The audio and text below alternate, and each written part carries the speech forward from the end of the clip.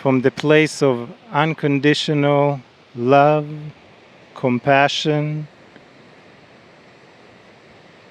an immensity of ocean of peace as the ocean we are facing now, reflecting back to you the source of who we are. The source that has no beginning and no end.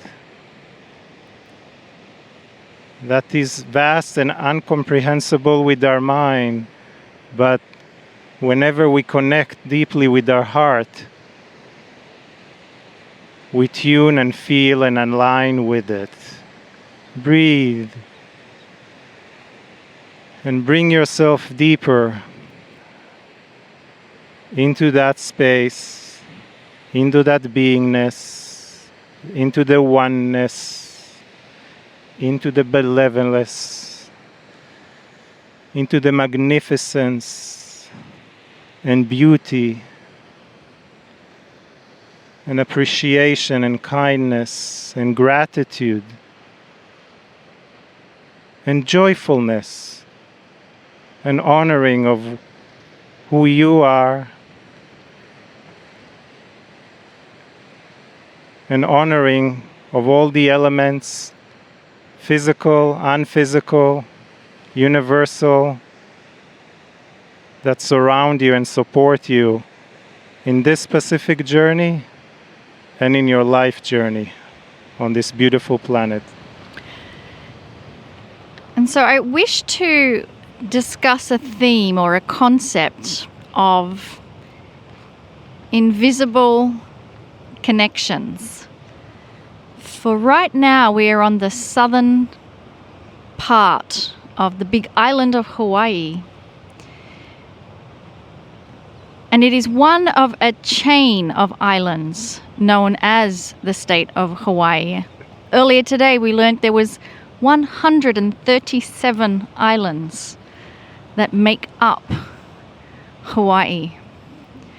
And yet the information from Kryon has been that there was once a bubble of magma that pushed up this land so high that it was a mini continent.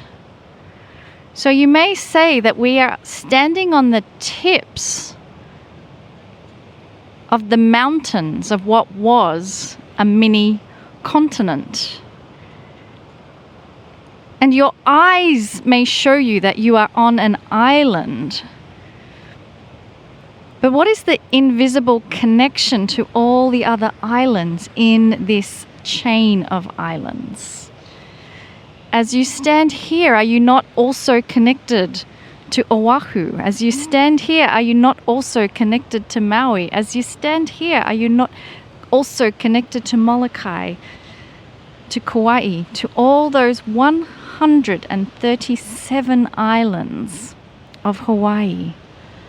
Are you connected or not? And if these invisible connections that connect the island, what else is there that is invisible that connects us? For what you do not see is your Merkaba, which is 8 meters wide. And it is from a quantum field.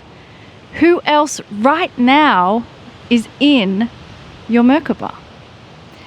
Is there an invisible connection you have with someone right now at this precise moment? And if that is the case, are you able to influence each other?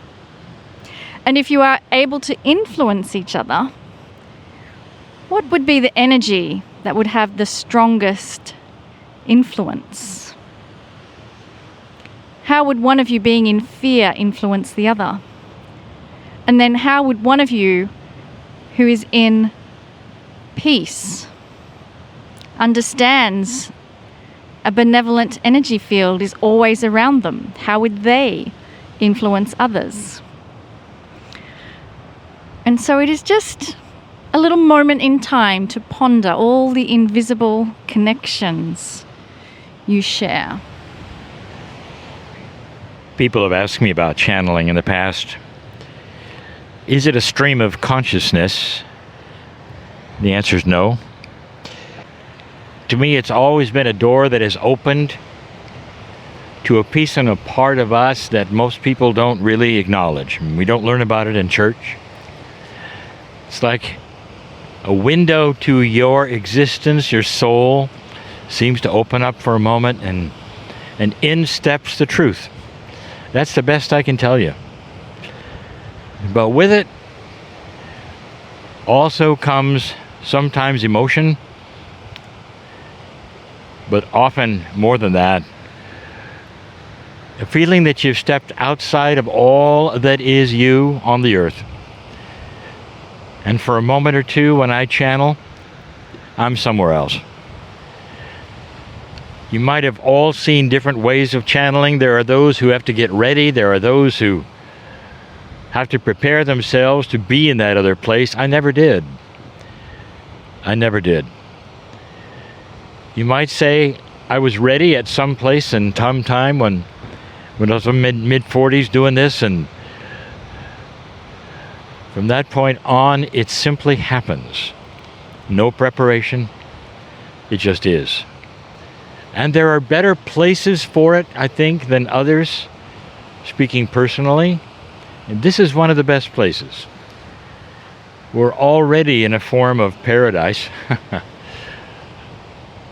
For those listening later,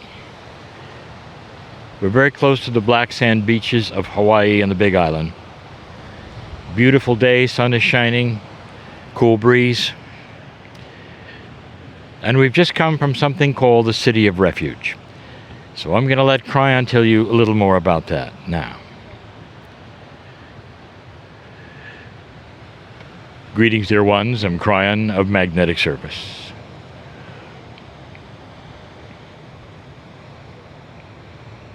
It's an interesting place, this former mountain of Lemuria, which you are on, which you now called Hawaii, the tip of the largest of the mountains here, called the Big Island. The history here, the Hawaiian history, not the Lemurian history, is of duality. War after war, conqueror after conqueror, to unify the segments of this island together, and then watch them again war even after that. You might say that duality is present here, but that wouldn't be any different than other parts of the earth, would it? There are those who would look at the entire globe called Earth and say it is a warring place. We have discussed this so many times, the duality of the planet, the dark and light balance, which is slowly changing. But there's one place that you visited today that is different. It's the last refuge of many. It's interesting that in a warring time, there were those who built refuges that were not controllable by any chief. They were sacred. They honored sacredness and compassion, and you became untouchable if you would make it to one of these places. No ruler could touch you. There were laws that were only sacred in those areas, and the one you've just visited, perhaps you felt from the ancestors that talked to you what that was like. They told us, all of you, just how sacred it was. They ask you to participate in the sacredness. Now, here's what I want to tell you. Don't you find that an odd thing? That in a place that had so many battles, where there was so much push and pull of conquering, that they would put that together? What if this came right from source, of what you call God? What if that which made sense to some prevailed, and you could go there and relax? Now I want to present something to you. What if the city of refuge on this island is simply a microcosm of a reality that each one of you has inside? If you follow my teaching, we have said that each of you is bigger than you think, that you're human for a while, but there is something called a soul. I wish there were a better name for it that was more magnificent, that told you what it meant. Most of those who would have in total charge of the perhaps the sacred teachings of the planet and the many facets, they don't talk about this. They talk about you as a human being in some kind of a relationship with a great creator in the sky. They don't tell you about that which is your vehicle. They don't tell you that you are part of the creator, that the system is far grander than anyone has ever told you. Almost all that you are taught are like children in the woods, just discovering the sky. That's where Earth is at the moment. From the beginning, I have told you, you are born magnificent, part of something far grander, and there's an invitation to find it. To find it. And when you do, it's not so it'll have its hand out to help you. When you do, you open the door to yourself in a way you can't even fathom. What if you had your own city of refuge inside? Where do you consider yourself right now in life? What are your issues? There are so many who are awakening to new strange things just when you thought you had it figured out. There are others that are still dealing with a duality they can't shake. What if I told you that there literally is a city of refuge, and all you have to do is acknowledge it? It's so easy and yet so difficult because of what you've been programmed or taught you can and cannot do. What if it was simply, dear Spirit, show me the door. And let me have that peace which you can't understand. It's a peace that goes without understanding why there should even be peace. Humans are so linear, they want reasons for everything. Well, why is this way? Why is it that way? And how does this work or that work? The idea of simply letting it be is often foreign. And yet that's the way of a compassionate God. What if you could simply say, I want to be at peace. I want to see why I'm here. I want to see the next step to the degree that I'll feel peaceful with it, even though it may not show itself completely. This is true, or I wouldn't tell you.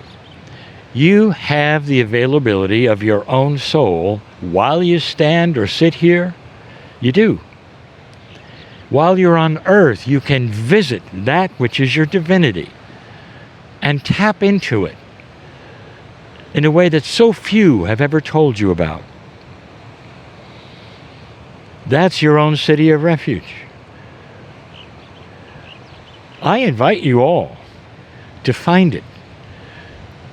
And there are so many who will say, I would love to, I've tried, but how? I just told you how. First of all, stop complaining that you can't. That would be number one. Number two, drop all of that which you've been told. That's number two. And number three, the big one, is allowance. Do you allow it if it's there. And once you allow it and go beyond that which you think is there, that's when things start happening. Those of you perhaps who've come in anxiety for whatever reason, or unsure for any reason, that's when you start feeling something else. And you can't explain it. Oh, I'm feeling better about this. I don't know why. Perhaps it's just the island, or I'm sitting on a beach. That's not true. It's because you've given permission for your own city of refuge, where there are no rules of any conqueror or anyone on earth to tell you what you can and cannot do. There is no priest, there is no pastor, there is no one, there is no shaman who can set the rules where you go. You go to the source of all that is. That's the invitation. There's no better place than this to tell you about this. I'm crying in love with humanity, and for good reason. There'll be more. And so it is.